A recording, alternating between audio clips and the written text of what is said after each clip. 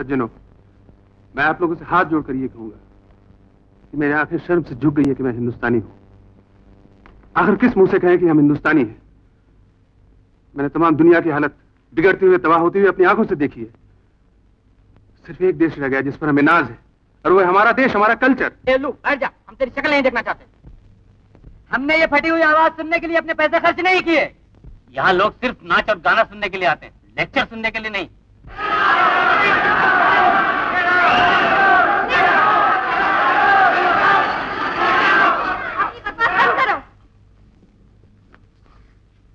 इस पढ़े लिखे और शरीफ आदमी की जिल्लत हमारी जिल्लत है। ये लड़की है क्या स्पीच दे रही है? निकालो, आओ। मैनेजर, आप ऐसा नहीं कर सकते। ये अपने हिंदुस्तानी सभ्यता के खिलाफ है। निकालो। मैनेजर, ऐसा नहीं कर सकते आप, ये बहुत बुरी बात है।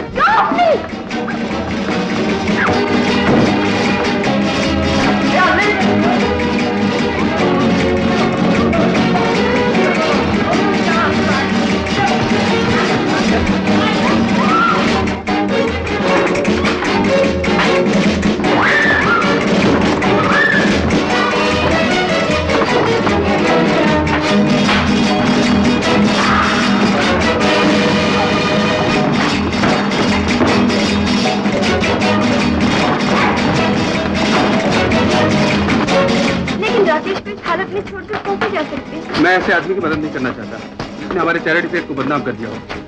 शालिनी, हमारे इस किस्म के गुंडों के साथ देखा जाना भी बड़े शर्म की बात है। आओ चलो।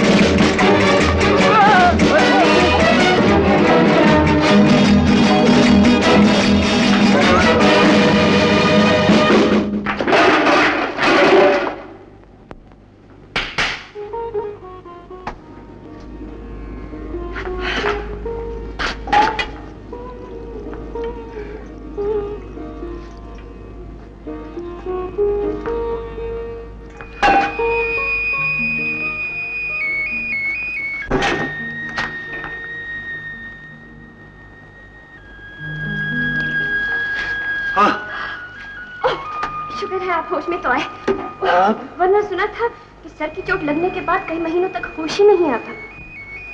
सर की चोट खाया हुआ तो कभी न कभी होश में आ ही जाता है, लेकिन दिल की चोट खाया हुआ फिर कभी होश में नहीं आता। शुक्रिया। ये लीजिए। शुक्रिया तो मुझे अदा करना चाहिए, वरना आपको क्या जरूरत थी मेरी जान बचाने की? वो लोग मुझे धक्के मारकर बाहर निकाल रहे थे, लेकिन आप बीच में क्यों कूद पड़े? कुछ सवाल ऐसे होते हैं जिनका जवाब नहीं दिया जाता। कुछ फर्ज ऐसे होते हैं जो बिना कहे सुने अदा कर दिए जाते हैं। जानती हो क्यों? क्यों? इसलिए कि जिस सिपाही के जिस्म पर जख्म ना हो वो सिपाही नहीं कहलाता। जो अपनी लैला की खातिर अपना बदन छलनी न करवा ले उसे मजनू कौन कहेगा? हाँ? सच राकेश, मैं मजाक नहीं कर रही हूँ। आज तुम्हें मेरे सवाल का जवाब देना ही होगा, वरना मैं जाने न दूंगी। ये सब तुम क्यों कर रहे हो? मैं तुम्हारी कौन होती हूँ? आखिर मुझ में ऐसी कौन सी बात देखी है जो मुझ पर इतने एहसान कर रहे हो? बताओ, जवाब दो ना राकेश। जवाब अपने दिल से पूछो। बार बार पूछा और उसने यही कहा कि नहीं। ये कैसे हो सकता है? वो तो एक करोड़पति है और तुम एक मामूली वर्किंग गर्ल।